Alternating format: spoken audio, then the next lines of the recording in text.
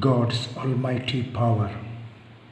Then Jesus laid his hands on his eyes again, and he looked intently, and his sight was restored, and he saw everything clearly. Mark 8:25. Bethsaida town is on the north of the Sea of Galilee. Jesus condemns it for not converting. Matthew 11:21.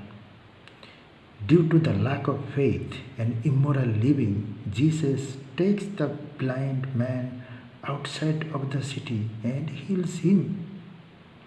Jesus even tells him not to go to the village. God has almighty power.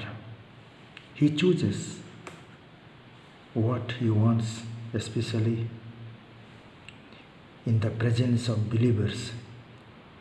When people refuse to believe in him, he does not perform miracles or healings.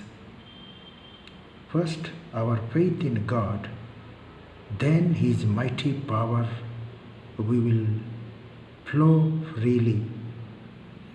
Grace of the Word of God is given to everyone. Hear, accept, and believe the Word of God. The God's mighty power will flow.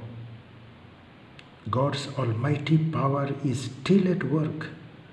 Not only it was the during time of Jesus, even now, still now it is at work. It transforms us interiorly.